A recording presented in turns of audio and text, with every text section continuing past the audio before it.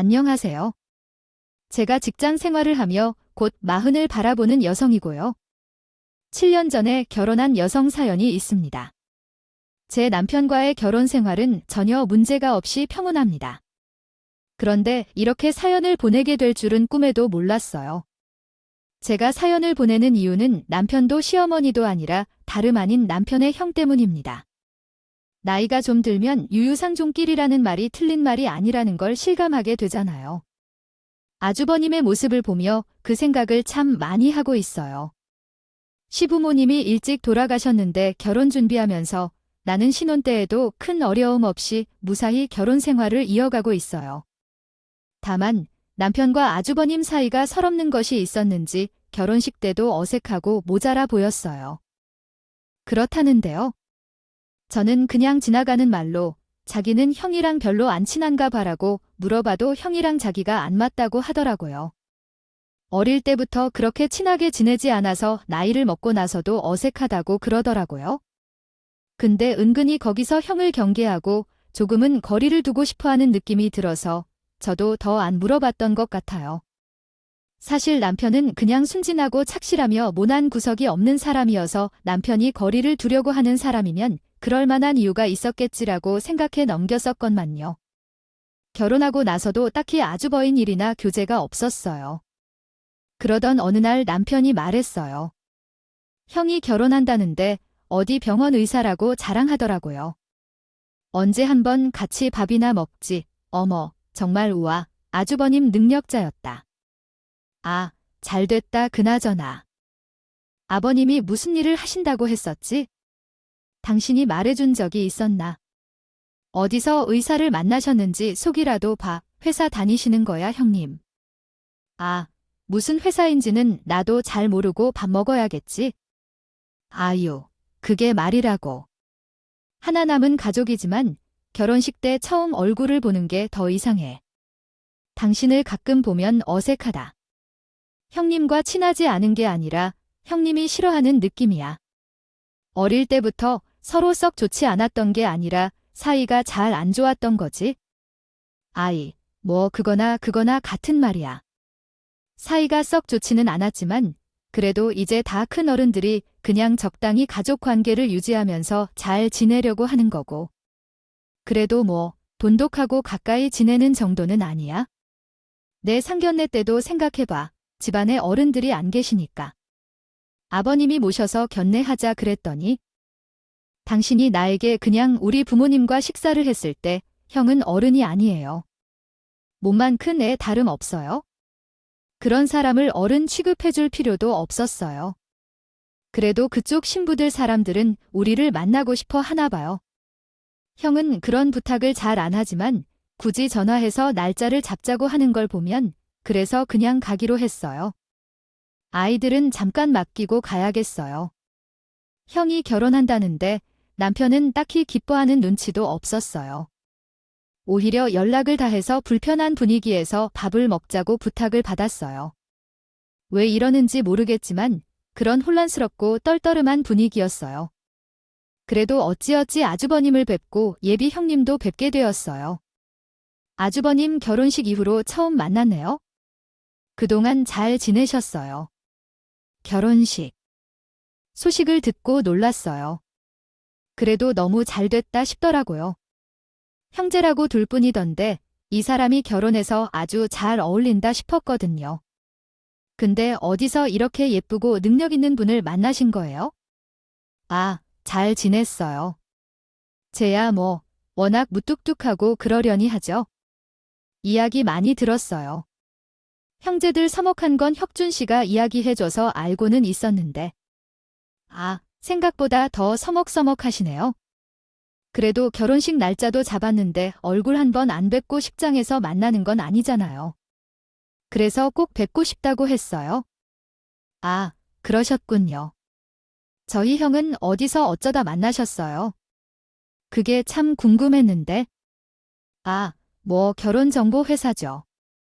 아무래도 직업이 의사이다 보면 직업만 보고 달라붙는 사람들이 좀 있으니까요. 제가 아는 분이 결혼정보회사에서 제가 일하거나 친구를 통해 소개받아 만난 적이 있었죠. 그러던 중 혁준 씨를 만나 첫눈에 반했어요. 직업이나 그런 것들은 알지 못한 채 만난 거였는데도 혁준 씨가 참 다정하고 좋으셨어요. 그런데 제 남편이 되실 분께서는 제 이야기를 듣고 약간 웃으셨죠. 웃는 이유가 기쁘셔서인지, 재밌어서인지, 아니면 비웃는 건지 정확히 알 수 없는 그런 웃음이었어요. 집으로 돌아오는 길에 제 예비 남편이 괜찮은 분 같아라고 생각했어요. 제 아버님이 결혼할 때 단 2번 넘겼던데 아직도 독신이시다니요. 저는 그렇게 계속되면 평생 독신일지도 모르겠다는 걱정을 했었는데 정작 내 아버님이 왜 웃었는지 물어봤어요. 내가 웃었어. 언제 말한 거야? 아니요. 전 전혀 즐겁지 않아서 웃을 일은 없었어요. 그런데 예비 남편이라는 분이 말씀하시더라고요. 그분이 제 아버님께서 첫눈에 반하셔서 만나자고 했다고 하셨는데 자기가요? 그러니까 그저 웃었어요. 하지만 웃을 때 조심해야겠다고 생각했어요.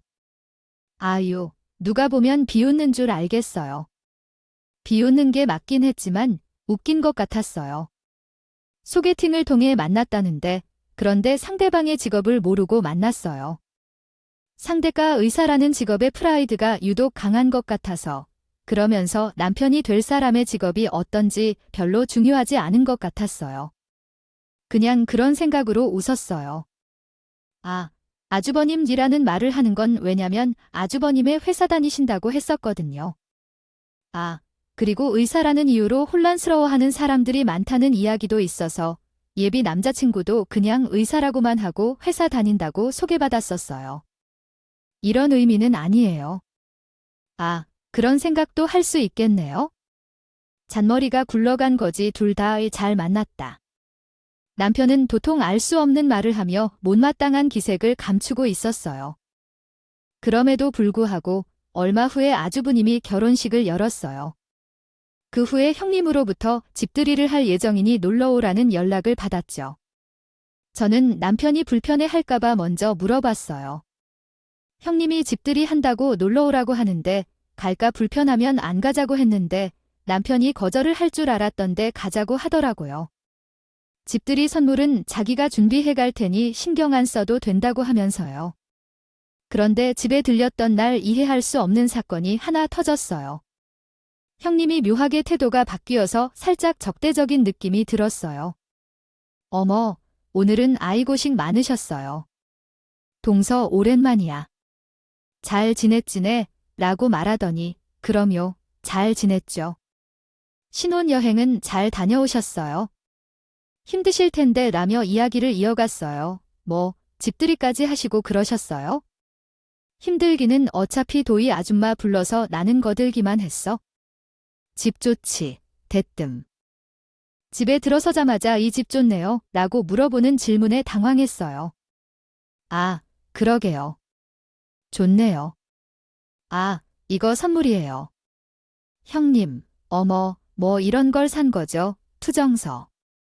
무리한 건 아니에요. 전혀. 요거 신혼부부들에게 요즘 인기 있는 차잔 세트라고 해요. 제가 이 선물 어때요? 하니까 어려울 수 있긴 한데 예쁘다고 보여줬더니 남편이 그래도 백화점에서 어떻게 구한 거라고 해요. 아, 정말. 응, 나도 이 브랜드 알아. 동생은 이 브랜드 알고 있었어. 그나저나 이거 구하기 힘들다던데 어디서 짝퉁 산 거 아니야. 선물로 받은 걸 앞에서 짝퉁이냐고 이런 건 장난으로도 안 할 것 같아요. 근데 너무 웃겨서 말을 하니까 이게 지금 농담인 건가 긴가미 했어요. 아, 짝퉁이라면 저도 이 브랜드 알죠. 남편이. 크다면 아이들의 신혼집 걱정은 하나도 없겠군요. 혼 수준이나 열심히 뒷바라지는 될 것입니다. 시어머니가 입을 쉽게 하다 수밖에 없었죠. 집을 우리 친정에서 해주겠다고 하니 결혼을 반대하는 말도 우리 집이 고물상을 한다고 무시하고 싶어하는 말도 받아들일 수 없었거든요.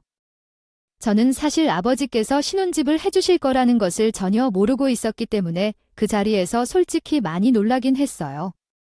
우리 아버지께서는 구두 하나를 사면 5년 이상을 신으시는 분이시는데 신혼집을 내 명의로 해주신다고 하니 얼마나 감사했는지요. 덕분에 시어머니도 입을 꾹 닫을 수밖에 없었죠. 고물상을 하시면 그렇게 돈을 많이 보시는데 아니 딸의 결혼 선물로 신는 집을 내 명의로 해주신다는 게 아는데요. 놀라지 않을 사람이 어디 있겠어요. 고물상이 한다는 솔직한 사실은 대부분이 가난이란 이미지와 관련이 있습니다. 법인에 연관되는 것이었는데 저는 원래 고물상이 뭔지 제대로 모르는 것 같다는 생각이 들었습니다. 그래서 수입 구조가 어떻게 되는지 시어머니가 은근히 물어봤고 어차피 한 가정이 된다면 무슨 숨겨서 할 필요가 있냐고 생각했어요. 우리 고물상이 자리의 땅값부터 시작해서 수입 구조에 대해 간략히 설명해줬더니 그 말과 함께 더는 아무 말도 못하셨어요. 사실 제가 봐도 대단한 능력이 있는 사람은 아니었던 거죠. 그래서 평범한 대학을 나와 중소기업에서 일하면서 다른 이들과 동등하게 벌어 살았습니다. 그렇지만 제 남편은 다르셨어요. 우리 남편은 대학과 대학원은 물론이고 이름만 들어도 현실에서 제대로 그 자리가 있는 사람이었습니다. 전 국민이 알 수 있을 만큼 명문대 출신인 제가 지금은 아주 유명한 국내 기업 연구원으로 일하고 있어요. 처음에 회사에 입사했을 때 초봉이 1억을 넘는 사람이었기 때문에 35살이 된 지금은 얼마나 더 많이 벌지 않을까요? 그래서 우리 시어머니의 욕심이 정말 대단했다고 생각해요. 어머님은 우리 집이 고물상이라며 실망했을지도 모르겠어요. 하지만 사람들이 생각하는 것만큼 가난한 직업은 아니에요. 은근히 이득을 취할 수 있는 사업이라 돈이 쭉쭉 아버지 주머니에 들어오고 있어요. 나중에 은퇴하실 때 고물상 자리만 팔아도 노후 걱정이 없을 거예요. 아휴, 솔직히 고물상이라고 들었을 때 우리 아들이 미쳤나 한 것 같았어요. 너도 그것을 인정해야 해요. 우리 아들이 얼마나 잘하는지 말이죠.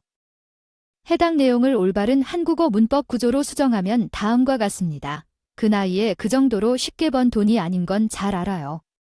하지만 데리고 며느리 같은 미를 쓴 채 중소기업에서 일하면서 월급도 버는데 집안은 고물상을 운영한다는 이야기를 듣고 정말 놀랐어요.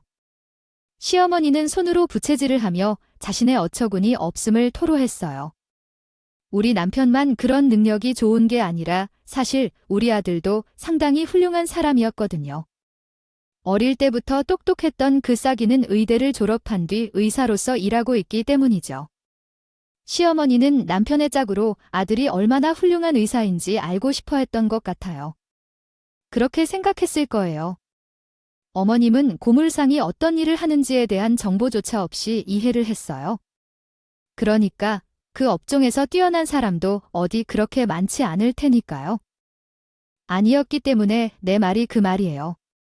아무튼 나는 우리 양자 아들에게 그런 직업 사자를 말하지는 않을 거라고 생각했는데 너와 내 언니에게 좀 시키라고 난리를 쳤는데 갑자기 결혼하겠다고 데리고 온 여자가 너라니까 얼마나 놀랐겠니요. 내가 혹시 이렇게 말을 하기도 한다고 너무 마음에 담아두고 그런 게 아니야? 다 지난 이야기니까 그냥 솔직하게 말해. 하지만 어머니 마음을 이해하기는 어려운 게 아니지만 이렇게 결혼까지 했으니 이제는 제발 좀 예뻐해 주세요. 나는 원래 사람한테 쉽게 마음을 여는 사람이 아니라서 말이에요. 아니, 어차피 가족이 되었으니 좋든 싫든 평생 봐야 하지만 언젠가는 예뻐해 주지 않겠니? 아무튼 내가 머리까지 싸매고 누웠다는 게 아니니 결코 못 시킨다고. 아니 어떻게 데리고 올 여자가 없어서 고모 상직 여자를 데리고 오냐고 말이에요. 의사랑 결혼시킬 생각을 했는데 이게 말이 되니? 아, 내가 얼마나 고민했겠어요. 그래도 결혼 반대 더 이상 안 하시고 허락해 주셔서 감사합니다. 제가 많이 부족하지만 내조도 잘하고 있으니까 볼게요. 너무 미워하지 마세요. 여자가 당연히 내조를 잘해야지. 내가 생긴 건 좋지만 신식이고 마인드는 구식인 사람이에요. 우리 아들이 며느리도 못 받고 그러면 내가 얼마나 속상하게 할 거라 믿어요. 심지어 어떤 기대를 안 하지만 아무튼 우리 아들이 한번 만나보자고 조르지 않았으면 상견 내 자리도 못 나갔을 텐데. 내가 아들한테 약한 사람이어서 어쩔 수 없이 자리해 나가지만 그러면서 입을 삐죽이는데요. 시어머니와 친해지는 것은 어렵겠다 생각이 드는 건 신혼 초창기부터 강하게 들었어요. 시어머니의 얘기는 우리 아들이 너무 잘 나갔다, 우리 아들 짝은 너는 부족하다였어요. 하지만 직접 꾸짖을 뜻은 없었고 그 이유는 신혼집이 제 친정에서 지어준 것이었고 고물상일 때문에 가난한 가정이라는 사실은 수익 구조를 통해 알게 되었기 때문입니다. 그래서 제 집에 돈이 좀 있는 것 같았는데 아들에게 도움이 될지 모르니 며느리로 받아들여준 거였어요. 물론 시어머니가 저를 잘 대해주면 나도 너를 며느리로 받아들인 것만으로 만족할 줄 알아야 한다는 마음이 내 안에 깊이 새겨져 있었죠. 적어도 우리 아들에 비해 되어줄 수 있어야 한다고요. 격이 떨어져도 너무 심하니 당장 짐 싸서 나가야겠어요. 이런 말은 하지 않았어요. 정말일 뿐이었습니다. 시어머니는 저를 미워하거나 예뻐해주지 않았고 시아버지도 제게 별로 관심이 없었는데 우리 부부가 결혼한 후 얼마 안 되어 일이 생겼어요. 저희 친정아버지께서 체력이 급격히 떨어지신다 하시며 완전히 몸 상태가 나빠지셨어요. 아빠가 언제까지 이렇게 방 안에 누워만 있을 거예요? 하루 빨리 병원에 가봐야 할 것 같아요. 얼굴이 누렇게 부어있고 손도 덜덜 떨고 열이 오르고 내려가고 한다는데 제가 의사가 아니라 잘 모르지만 이건 분명히 심각한 문제일 것 같아서 동네 병원에 가봐야 할 거예요. 친정아버지를 닥달해서 동네 병원으로 데려갔는데 의사가 말씀하신 대로 염증이 생겼을 거란다고 하더라고요. 아이고, 황달이 오신 것 같아요. 몸에서 계속 염증이 생기는 바람에 열이 나고 기력이 사라진 것이었습니다. 동네 병원에서는 치료가 어렵다고 하여 급하게 대학병원을 알아보게 되었어요. 일단 예약을 해야만 정확한 병명을 알 수 있으니까 병원마다 전화를 걸었지만 초진을 받는 것만으로도 3개월 이상이 걸린다는 얘기였어요. 동네 병원에 가서 약을 받으라는데 자식 입장에서 너무 속상하고 미치겠는 거죠.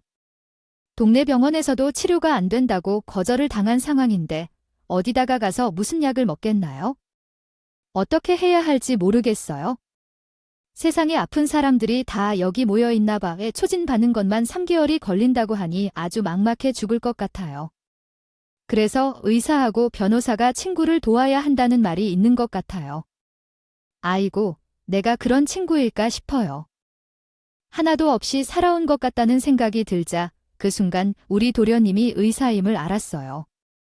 아버지가 병으로 고통받을 때 정신없었는데 우리 도련님이 대학병원에서 근무하고 계시다는 사실이 생각났죠. 제가 곧 도련님께 SOS를 보냈어요.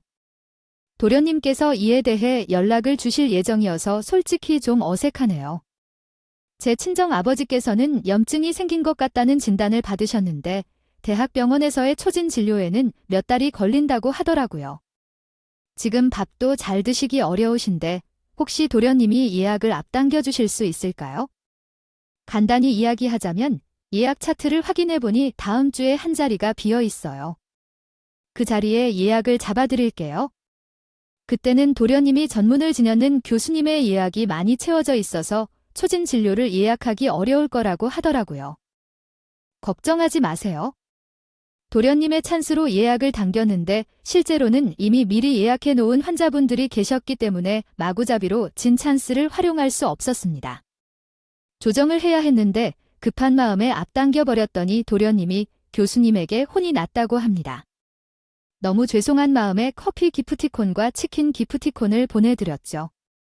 어쨌든 도련님 덕분에 우리 아버지는 3개월 이상 기다려야 할 초진을 일주일 만에 받을 수 있었고 염증을 낮추는 시술이 필요했기 때문에 응급으로 시술을 받게 되었습니다.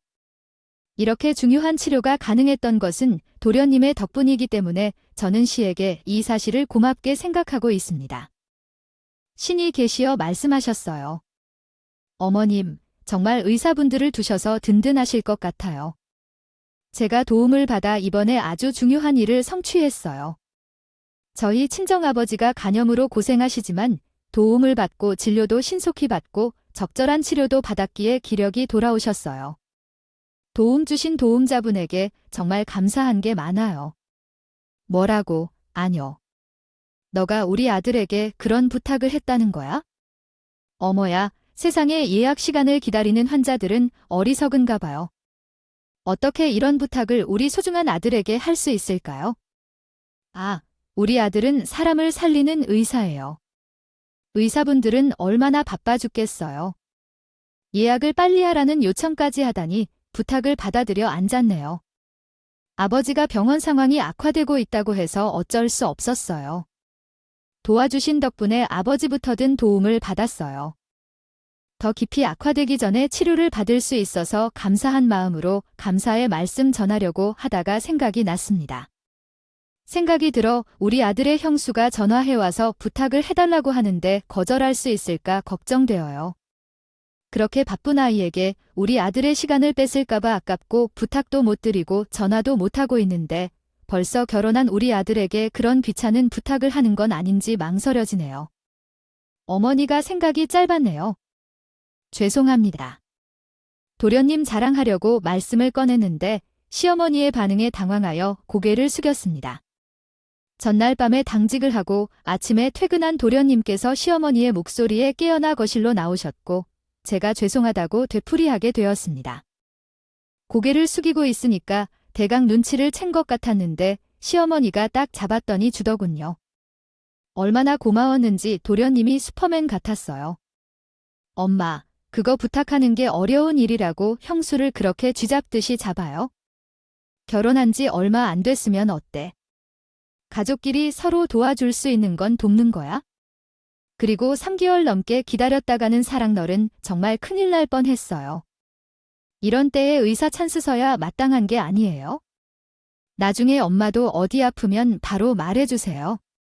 물론 우리 남편도 제 편에 섰어주지만 시어머니 눈에는 그저 며느리한테 푹 빠져있는 팔푼이로 보이셨어요. 도련님이 팩트만 가지고 시어머니한테 요목조목 이야기를 하니까 어머님도 아무 소리 못했어요. 저는 이렇게 친정 부모님 귀에 들어가면 속상해하실까봐 걱정이 돼요. 남편에게 입단속도 시키고 말 한마디도 하지 않고 있었는데 우리 시어머니가 또 전화를 해서 입방정을 제대로 떠넣고 있죠. 생색을 오지게 내고 싶어 했던 건지 뭔지 정말 사돈 이번에 우리 돼지 아들이 병원에서 시술도 받고 그러셨다면 우리 아들 덕분에 진료를 빠르게 받아서 보시고 말입니다. 우리 아들이 그 예약 단계를 잡아주느라 글쎄 교수한테 혼나기도 했다지 뭡니까? 그 이야기를 듣는데 내 속이 얼마나 상하던지 나는 우리 아들이 눈밖에 나이라도 하지 않을까 봐 그러면 부탁 한 번을 못 해봤는데 말입니다. 우리 며느리는 무슨 게 없는지 그런 부탁을 잘 도와주시는데 없어서 참으로 어이가 없어서 며느리 좀 잡았습니다. 알아드시라고요.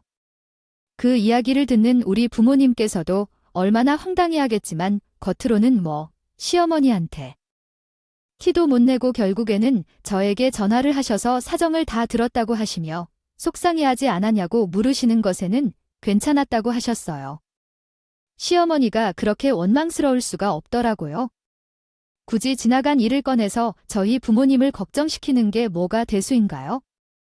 아버지, 더 깊어지는 것보다 훨씬 나아지지요.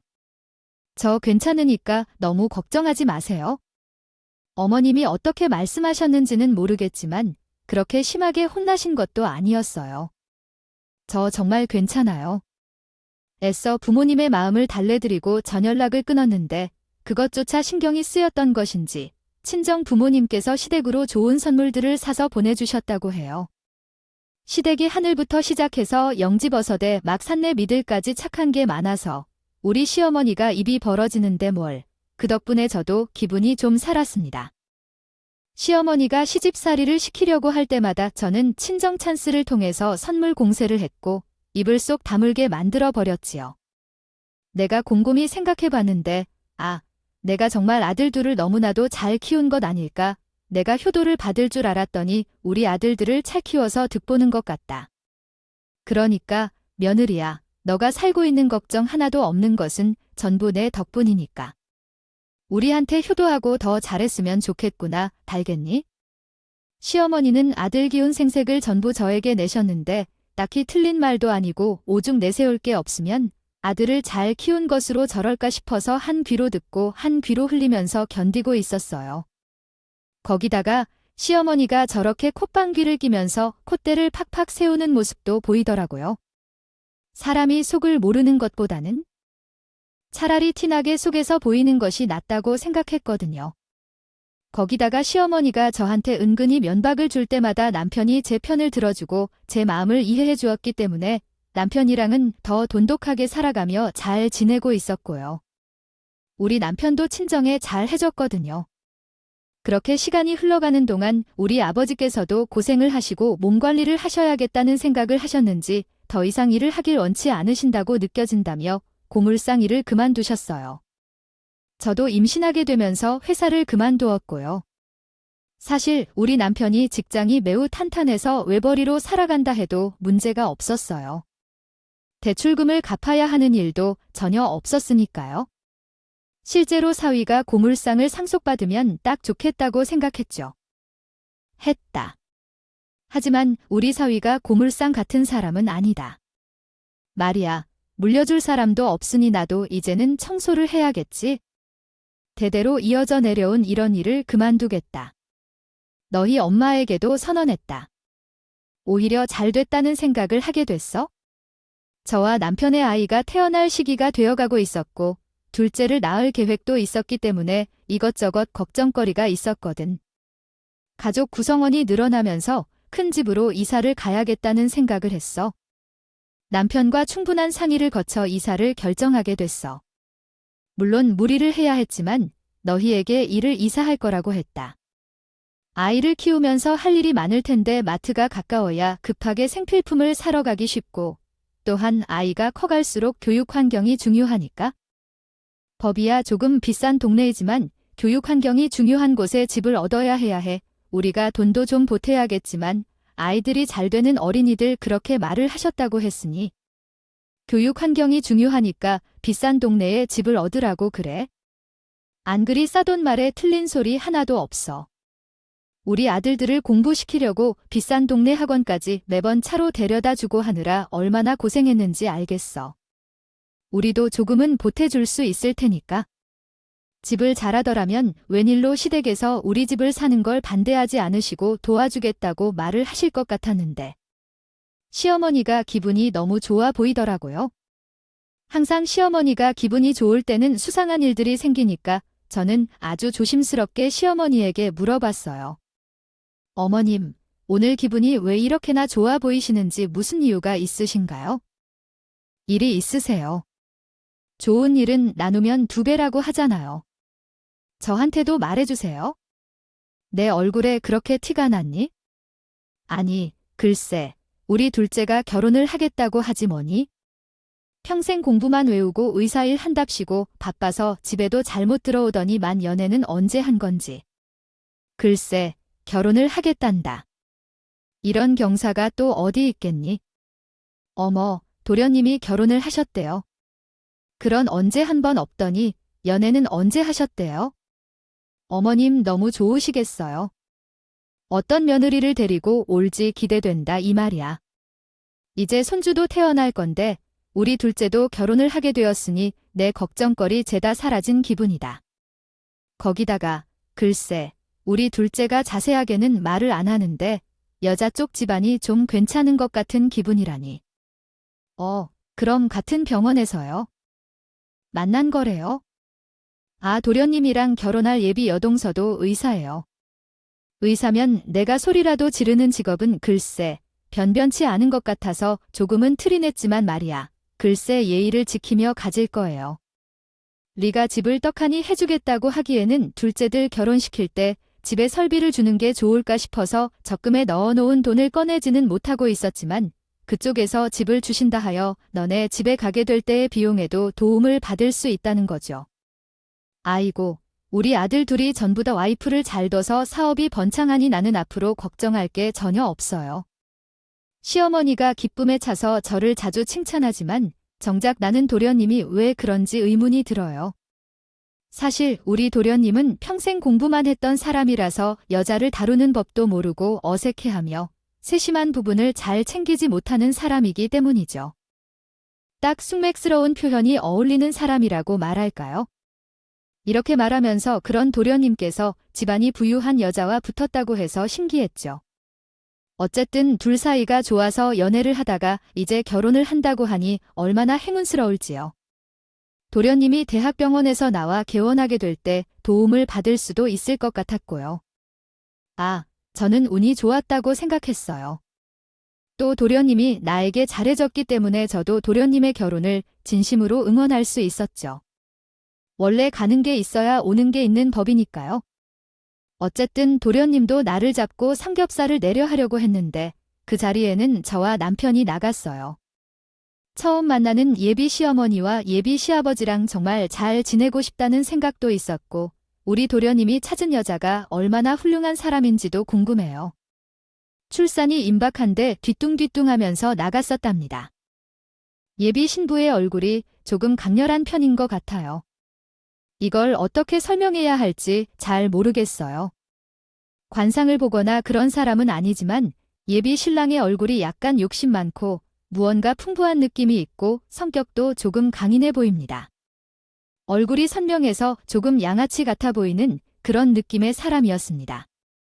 물론 외모로 판단해선 안 된다고는 하지만 그런 느낌을 주는 사람이었다고 말씀드리고 싶어요. 그런데 상견례기 자리에서 양가 식구들이 다 모여 있는데 매우 충격적인 이야기까지 했더라고요. 제가 첫째로 출산을 앞두고 있어서 지금 결혼 준비를 하면 너무 정신없을 것 같습니다. 첫째가 아이를 낳고 자라오면서 일상이 어떻게 흘러갈지 몰라서 천천히 둘째, 결혼식을 준비하게 되면 좋겠다는 생각을 해봤어요. 내년쯤 결혼식을 올리는 것은 어떨까요?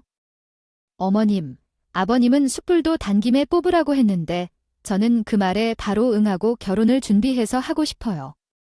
그리고 이 자리에서 말하려고 꽁꽁 숨겨왔지만 어머님, 아버님은 손자 하나 더 보게 됐어요. 아이를 가졌거든요. 요즘은 자녀가 있는 것이 축복이라는 말도 있잖아요. 저출산 시대에 애국을 한다고 판단해서 배 나오기 전에 며칠 빨리 식으로 올리면 좋겠어요. 아니, 임신을 하게 된다고 그렇게 대책 없이 임신부터 한다면 어쩌죠?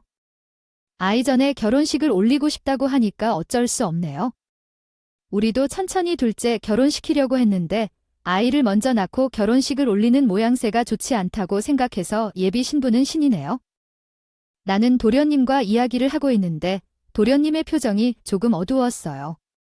일반적으로 아이를 낳아서 빨리 결혼을 하고 싶다는 말을 하면 도련님도 동의해야 하는데 도련님은 아무 말도 하지 않고 있었어요. 그래도 나는 도련님이 의사이기 때문에 바쁘고 피곤해서 그런 거겠지 하고 넘어갔어요. 나와 남편은 도련님과 예비 신부에게 결혼을 축하한다고 말했고 상견례 자리는 따뜻하게 마무리되었어요. 하지만 며칠 후에 도련님이 전화를 하더라고요. 제가 물어볼 사람이 형수밖에 없어서요. 형수님, 결혼 준비는 어떻게 하셨어요? 요즘 정말 피곤해 미칠 것 같아요. 결혼 준비하면 다투는 일도 많긴 하지만 그래도 서로 원하는 게 분명하면 준비하는데 어렵지 않을 테니까요.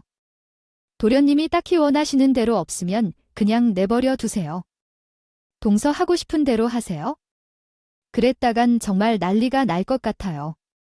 맞아요. 예비 신부와 우리 엄마랑 짝이 잘 맞아도 글쎄, 호텔에서 결혼식을 안 하고 드레스는 수입산을 입게 될 수도 있어요. 제 의견을 듣지도 않고 물어보지도 않고 난리를 치고 있네요. 그랬다가는 어쩌죠? 때는 이랬어요. 대체 어떻게 준비했는지 말씀해 주셔요. 마치 진실을 말하는 듯이 이야기하면서 이해가 가더라고요. 사실 저는 결혼할 때 친정에서 거의 모든 비용을 부담했기 때문에 시어머니가 속내를 나타내며 이래라 저래라 하는 일은 없었어요. 그러나 동생은 시어머니와 하나하나 이야기를 나누며 준비를 하는 것 같았어요. 그래서 도련님 표정이 안 좋고 요즘 피곤해 보이는 것 같아요. 이야기를 나누게 되었어요. 저는 출산 직전에 이사를 가게 될 집을 계약하게 되었고 나중에 시부모님께 말을 해야겠다고 생각하다가 양수가 터져 급하게 출산을 하게 되었어요. 정말 이렇게 아이가 갑자기 나오는 줄은 꿈에도 몰랐거든요. 시기가 터져도 한 방에 터진다고 시어머니는 도련님 결혼 준비하느라 바빴고 저는 집 계약하느라 바빴는데 이렇게 출산까지 하게 된 것이었죠. 아무튼 18시간의 진통 끝에 아들을 떡하니 낳았고 조리원에서 푹 쉬는 동안 도련님이 결혼 준비하면서 힘든 이야기를 막 저에게 털어놨어요. 그나마 들어줄 사람이 저뿐이었나 봐요. 도련님의 이야기도 있었는데 저희가 이사갈 집 문제가 조금 난감해졌어요. 자세하게는 나중에 이야기를 하겠지만 저희 부부가 지금 사는 집 계약과 이사가 집 계약이 맞물리면서 시간이 조금 흩어져 버린 것이었어요. 집 구하기에 대한 고민이 많았는데 더 중요한 것은 우리 아버지가 고물상을 그만두시면서 그 자리가 비었잖아요. 아니, 그 자리에 대단지 아파트가 들어오게 됐거든. 이번에 말이야, 땅을 보상받으면서 팔게 되었는데 이로 인해 가격을 낮추면서 분양권을 2개도 받게 되었지. 뭐냐, 너희가 이사를 가기로 계약한 집보다 훨씬 위치가 좋은 것 같은데 말이야. 여기랑 가깝고 초등학교도 가깝지? 원래 여자분은 친정이랑 같이 사는 게 더 좋지 않냐는 생각도 있잖아. 나도 나이가 들면서 딸이랑 가까이 살고 싶다는 욕심도 생기는데 우리 소주도 더 자주 볼 수 있었으면 좋겠어. 그래서 분양권을 받은 집으로 들어오려 하고 있어? 살아라 그 말을 듣는데 고민이 좀 되더라고요. 이런저런 상황이 맞물린 상태에서 또 하나 신경이 쓰이는 것이 시어머니랑 동서가 어찌나 짝맞게 잘 맞던지. 도련님 이야기를 듣는데 기가 막히더라고요. 아니, 식장 투어를 하느라 드레스를 고르느라 제가 무려 3주나 조리원에 있었는데 3주 동안 손자의 얼굴을 보러 한 번도 안 나타나더라니 말이에요. 날이 갈수록 도련님 목소리는 개미 목소리가 되고 저는 몸조리를 하면서 도련님의 고민을 들어주고 아무튼 할 일은 다 했다는 소립니다. 사후로 조리하기도 바빠 죽게 했는데 말이에요. 그렇게 시간이 흐르고 지나서 우리 아파트가 붕 떠는 바람에 어쩔 수 없이 남편이랑 상해 후에 월세로 들어가게 되었어요. 이게 계약이라는 것은 신중해야 하는 법이라고. 갑자기 분양권을 받게 될 줄 누가 알았겠냐고. 이럴 줄 알았으면 조금만 더 고민해보는 게 좋을 것 같은데. 아무튼 월세로 살아도 친정의 지원이 있고 남편의 월급도 꽤 괜찮으니까 오히려 세금도 절감되고. 그렇게 좋은 게 좋은 거라고 생각했어요. 시어머니는 제가 이사간 집에서 독박 육아로 아이를 키우고 있는데 동서랑 다니느라 구경도 오지 않더라. 솔직히 서운했어요. 그렇게 애타게 찾던 첫손주 있는데 동서랑 맞아서 그렇게 3개월이 지나고 동서도 배가 슬슬 티가 나더라고요. 아, 드레스를 입으려면 더 배가 나오면 안 될 것 같죠. 일단 예약은 전부 다 마쳤으니 걱정은 없습니다만. 어머님, 제가 빨리 결혼식을 올려서 어머님의 진짜 며느리가 되고 싶어요. 동서는 누구보다 결혼식을 기대합니다. 모습이었지만 그런 사이에도 나는 궁금증을 느끼고 있었어요. 동서가 해온 집에 대한 얘기였죠. 일부러 티를 내지 않고 가만히 있었는데 우리 시어머니가 집 이야기를 들은 것 같더라고요. 먼저 설레발을 치며 이야기를 해주셨어요. 글쎄 말이야. 듣자면 며느리가 해온 집이 어떤 집인지, 아니 무려 30억짜리 집이라더라. 30억 나중에 집이자면 가보기로 했는데 그 얘기를 듣고 얼마나 놀랐는지 몰라요. 우리 둘째들 이제 다 팔았어. 아, 30억짜리 집을 어떻게 혼자로 해오니? 아, 예비 동서가 해온 집이 무려 30억짜리라니까. 아니, 아무리 의사랑 결혼을 하더라도 30억짜리 집을 톡톡 해올 수 있대요. 그러니까 우리 아들이 잘 산다는 소리를 했어? 이제 결혼식이 일주일밖에 남지 않았는데. 같이 저녁이나 먹을까요? 서로 잘 지내도록 해야죠. 자음도 없을 테니까요. 저희 남편과 함께 시댁에 찾아갔는데 도련님이 조금 늦는다는 연락이 왔어요. 그 사이에 동선이 시어머니랑 엄청 친해진 것인지 뭐든지 시댁 분위기에 잘 녹았더라고요.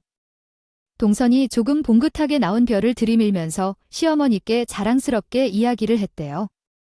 그 아이가 닮았으면 똑똑해도 엄청 똑똑할 거죠. 요즘은 훈수로 아이를 키우는 게 대세라던데 어머님은 손질을 한 번에 2번씩 보신다고 너무 좋아하시는 것 같아요. 친구분들도 복받았다고 부러워하지 않으셔도 돼요. 요즘은 아예 아이를 낳지 않고 사는 부부들도 많다는데 우리는 그런 걱정 하나 없어요.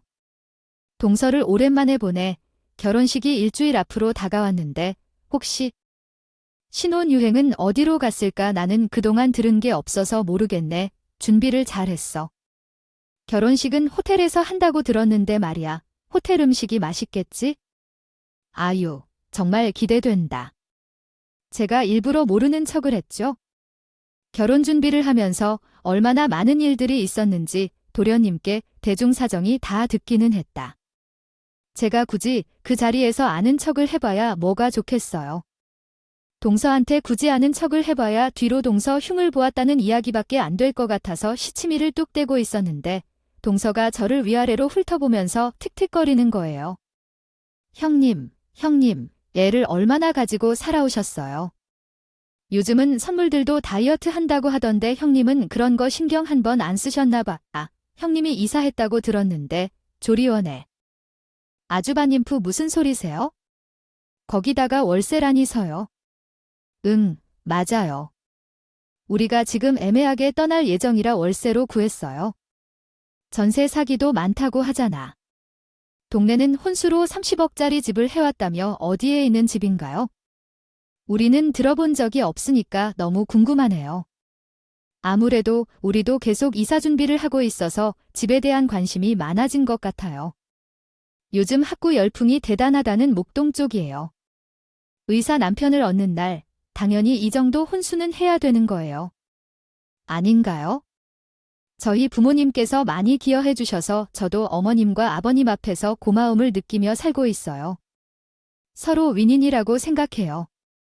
그러면서 유세를 들어보니 그냥 코웃음 치고 있었어요. 솔직히 말해서 30억짜리 아파트는 대단한데 그건. 하지만 저도 말 조심해야겠죠. 저는 라 결혼식으로 말을 돌리고 싶어요. 동서는 아직 정고 배도 별로 나오지 않았으니까 드레스를 입으면 티도 안 나겠다고 생각해요. 결혼식을 호텔에서 하니까 분위기도 좋을 것 같아요. 매우 예쁠 것 같은 결혼식이 기대돼요. 근데요, 형님이 아무 살도 하나 못 빼시고 옷은 맞는 게 있는지요? 솔직히 월세로 사는 형님이 내가 오겠다고 하니까 마음이 좀 그래요. 저희 호텔 결혼식이라 밥값도 비싼데 아무리 아주버님이 잘 번다 하더라도 혼자 왜 버리시는 부담 같은 것은 없도록 그냥 와주세요. 뭐라고요? 아이 동서 도련님 결혼식인데 우리 보고 오지 말라는 소리는 무엇인가요? 그거 하나 못 내는 게 있나 봐서 그런 식으로 사람을 무시하는 건 좋지 않아요. 해봐야 얼마나 한다고.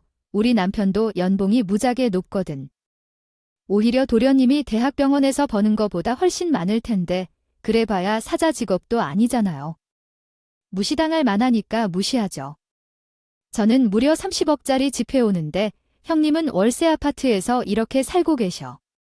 격차가 많이 벌어져서 우리 결혼식에 와서 음식이나 와인하고 먹은 것을 보고 사람들이 흉마거지도 아니고 그냥 오지 마세요라고 말했어요. 그 말에 있던 제 시부모님과 다른 분들도 당황했죠. 도련님이는 막판에 응급 환자로 생겨서 조금 늦게 도착했기 때문에 그 자리에 없었으니까 이런 되바라진 말을 듣지 못했어요. 시부모님은 30억짜리 집을 해왔다는 동서에게 아무런 말도 하지 못하고 저랑 남편만 입을 떡 벌리고 계셨습니다. 막혀 있었어요. 저를 보면서 싱긋 웃는 동현이 글쎄 여기 있는 사람들이 전부 자기 편이라고 생각하는지 필터링 없이 계속 막말을 하더라니까 어디 거진 연인 내 결혼식에 와서 초해치려고 해 격떨어지게. 아, 제가 기가 막혀서 헛기침을 하고 우리 남편이 한마디 하려고 재수씨 하는데 안 되겠다 싶어서 바로 휴대폰에 들어가 전화를 걸었지요. 깜짝 행동에 우리 시부모님도 남편도 당황한 것 같더라고요. 아, 도련님 저예요. 제가 아무리 생각해도 이건 아니다 싶은 생각이 드네요. 저한테 글쎄 30억짜리 혼수 아파트다고 월세 사는 거진 연인 동현이라고 결혼식에 오지 말라고 하네요. 그 신혼집 다시 제 걸로 바꿀게요. 도련님 집 알아서 구해서 해주세요. 살든가 말든가 해요. 그렇게 말을 하니 영문을 모르는 시부모님께서 어리둥절한 표정을 지으시는 거예요. 동서도 마찬가지로 이게 무슨 소린가 싶어서 저를 많이 바라보는데 제가 겨우 분위기를 이해하며 사건의 전말을 전부 이야기하기 시작했어요. 사람이 말이야, 그렇게 앞뒤를 못 구별하고 갈라치기 하는 게 아니라 동선 집안이 부유해서 그렇게 자랑스럽게 이야기를 해. 애초에 동서와 도련님을 만난 것도 헌팅 포차에서 만난 거라며 거기서 연락처를 주고받고 연애를 하다가 동서가 도련님 직업이 의사라는 말에 놀란 나는 이야기했어. 아니, 형님, 헌팅 포차에서 만났던 호텔에서 선회봤던 게 뭐가 중요하다고 약점이라도 잡은 것처럼 이야기하며 입만 열면 혼자 계속 이야기하는 거야. 적어요. 거짓말 해야 하니까 나는 참을 수 있어야 돼. 그러다가 임신해서 고생하게 되면 책임져야 한다고 난리를 쳤는데 도련님도 직업은 생명을 살리는 일인데 어떻게 아이를 포기할 수 없으니까 결혼하기로 했고 동선의 집안은 아무것도 없어서 어머님이 반대할 것 같아서 둘이 저희만의 방법을 고안해야 했어. 동서가 집을 마련해 오기로 한 것이었다고 했어? 형님이 어떻게 하실 건가요? 아, 혹시 그가 다 말했어요. 아니, 말할 사람이 따로 있죠? 대충 도련님이 가진 돈으로 대출을 받아서 집을 마련해 오려고 했는데 도련님이 이전에 받았던 소액 대출 때문에 학자금 대출이 걸려서 대출 심사에서 막혔다고 했어. 그래서 도련님이 동서와 데이트하고 동서가 사달라는 가방들을 사느라 소액을 빌려주었어요. 대출을 받은 건 나도 몰랐는데 뭐야. 아무튼 동서가 이미 우리 시댁의 허풍이라는. 허풍은 다 떨어뜨린 상태라 서로 어떤 일도 할 수 없게 되었으니까 도련님이 나한테 전화를 해서 도와달라고 난리를 쳤었거든. 아니야. 이게 다 무슨 소리야? 우리 둘째가 소액 대출까지 받아가면서 둘째 며느리 사치를 도왔다고? 아니. 너는 이 사실을 언제 알았어? 내가 조리원일 때요? 어머님이 동서랑 짝짝꿍 맞춰서 호텔에서 결혼을 했을 때 수입산 드레스를 입을 때 저에게 도련님이 매일 같이 전화해서 죽겠다 하면서 고민을 털어놓았대. 어떻게 한참도 모르고 그런 짓을 하세요? 아휴. 다행히도 저도 이사를 가려고 집을 계약해둔 상태에서 우리 아버지가 고물상을 팔면서 분양권을 얻게 됐거든. 훨씬 좋은 동네에 좋은 위치에 집을 얻게 됐어. 계약금을 이미 지불한 집에 대해 무슨 조치를 취해야 할까요? 이미 계약금을 지불했는데 이를 취소할 수 없는 상황인데요. 그렇다면 지금 말씀하시는 것은 우리가 살기로 했던 집이 아닌가요? 우리가 계약한 그 집을 이제 우리 둘 중 한 명에게 넘겼다는 말이군요. 그러니 현재 현금이 부족하다고 하셔서 어떻게 해야 할지 모르겠다는데 가만히 두세요. 우선 전세로 거주할 수 있도록 도와드릴게요. 그런 다음 2년 후에 돈을 모아 새로운 집으로 옮겨가도록 하죠. 동서가 임신까지 했다고 하는데 그래서 어머님에게 먼저 승인을 받아야 한다고 생각한 겁니다. 우리는 분양권을 받는 집이 지어질 동안 월세를 좀 내면서 기다린 후 완공되면 새 집으로 이사가요. 남편과 함께 손해를 조금 보더라도 양보해주자고 제안했었죠. 이건 사기가 아니에요. 현재 초자 아들이 오던 집에 저는 들어가 살면서 둘째 며느리가 와서 거주하는 집이라고 말할 수 있습니다. 떨었다는 게 아니에요. 정확하게 말씀드리자면 아버지. 가만히 있어도 그저 웃어 넘기라고 했지만 누구를 보고 그런 얘기를 했는지 거진 얼마나 지났는지 말이에요. 그 집은 무슨 30억짜리 집이라는데 큰 평수나 매매가는 그러할지 몰라도 우리 부부에게 30억이라는 돈이 어디에 있는 거냐고. 게다가 전세인 집이었지만 대략 10억 정도의 가치를 지닌 집인데 어머니나 아버지에게 잘 보이려고 크게 부풀렸었죠. 어머나, 저도 속았다고 말씀드릴게요. 그 집은 그가 구한 집이 형님의 집이라고 알았으면 저도 입 다물었을 테지만 몰랐단 말인데요. 그래서 내가 말하지 말라고 했었지만 알아봐야 우리 사이가 더 어색해지지는 않겠구려. 도련님이 너무 고집을 부려서 난해한 태도를 보이니 내가 양보하겠다고 해서 한 발 물러섰단 거야. 도련님은 예전 우리 아버지 때문에요. 아팠을 때 우리보다도 빠르게 진료를 받을 수 있도록 도와주시고 신경을 써주신 것에 감사하여 서로가 이런 정도는 해줄 수 있겠다고 생각한 거야. 우리가 집세를 내다가 당장 굶어야 하는 상황은 아니라고 생각해서 최소 2년은 당연히 할 수 있다고 생각했거든. 그런데 동서꼬락소를 봤더니 안 되겠다고 하더라. 이게 다 어떤 말인지 진짜 모르겠어. 왜 그런 말을 하나요? 진짜 예의가 있으면 너도 한번 말해보라고. 30억짜리 아파트가 죄다 거짓말이었던 건가요? 그것도 전세로요. 아이고 아이고, 2년 후에는 왜 그런 거짓말을 하고 이런 속임수를 쓸 생각을 했을까요? 2년아, 내가 그렇게 개털 아무것도 없으면서 그럼 결혼식을 준비하다가 쓴 돈들 모조리 우리 아들이 이동안 모아놨던 돈으로 사치를 부리는 거였나 봐. 우리 아들이 소액 대출까지 받아가면서 너희 집안이 잘 사는 거야? 하는 일도 없다고 했던 것도 제 다 굴아냐고 아니요. 제가 일부는 좀 부풀려지면서 다 거짓말은 아니에요. 우리 집안도 그렇게 못 사는 집안은 아닌데 아이 그러니까 이 말을 하면서 동서가 누나를 이리저리 굴리는데 딱 보니까 뭐 죄다 거짓말인 것 같아요. 여기 있고 이고 우리 아들이 제대로 된 것만 만날 줄 알았더니만 이거 완전히 사기 결혼이야. 이런 결혼을 어떻게 시켜 내가 남들이 보기 좋은 팔려서 어떻게 시켜 먹으려고 하는지 모르겠어. 너 인연이 어디까지 나를 속여 먹으려고 아이고 아이고 그럼 어떻게 해요? 저는 임신까지 했는데 어머님이 형님도 엄청나게 구박을 하셨다면서. 형님은 결혼할 때 떡하니 집해왔는데도 구박을 그렇게 했다면서. 가진 게 없는데 어떻게 해야 하는 걸까요? 동서가 의뢰를 하면서 이야기했습니다. 시어머니는 놀란 듯이 헛기침만 하고 시아버지는 입을 다물고 있었고 우리 남편은 분노를 참지 못하며 대응했어요. 누가 누구를 보고 거지 새끼라고 하는 건가요? 앞으로는 재수 선생님의 얼굴도 보지 않을 거예요. 그 집으로 다시 들어가서 살 일도 없을 거예요. 누가 좋아하겠어요? 월세까지 버릴게요. 집을 넘겨주겠어요. 아주머니, 왜 그러세요? 라고 물었지만 그는 임신을 하셨다며 한 번만 봐달라고 했어요. 그가 집 문제를 해결했다며 대출을 받았다고 하더니 그 집을 샀다고요. 잘못했어요. 잘못했어요. 이젠 다 망했어요. 동이 눈물을 흘리며 밀었지만 이미 한 말은 되돌릴 수 없어요. 부랴부랴 시댁으로 오세요. 모든 사람이 무릎을 꿇고 빌었지만 이미 버스는 떠났다. 솔직히 도련님. 그동안 고맙다는 말을 참고 참았는데 저희도 굳이 월세를 내고 돈을 낭비하는 것은 그만큼 연을 해주겠다는 이유가 없어 보여요. 저희가 다시 그 집에 들어갈 테니까 집은 알아서 구해주세요. 우리 남편이 3개월 동안 2번이나 이사를 해야 했어요. 집을 빼앗겠다고 말했더니 도련님과 동서님 둘 다 다음 주에 결혼이 있는데 어떻게 해야 할지 물어보더라고요. 신혼집은 어디서 찾느냐고 난리가 났어요. 도련님께는 미안하지만 제가 그냥 넘어가면 호구로 끝나겠어요.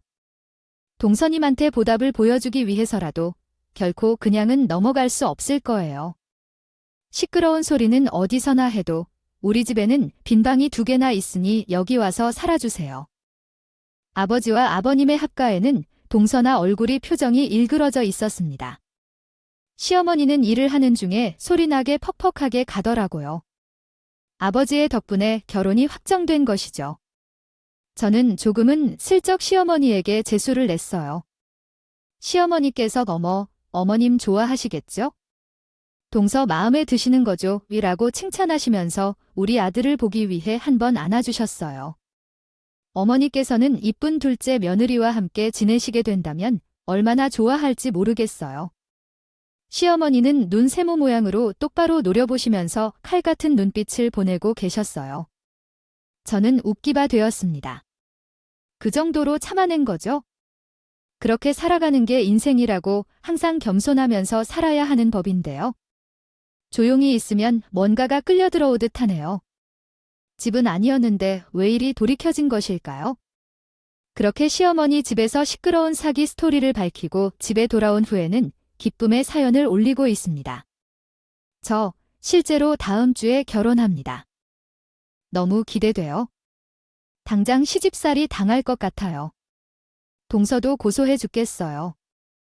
다음에 다시 한번 수속 편 안고 찾아올 테니까 제가 웃지 못할 이야기 들어주셔서 감사합니다.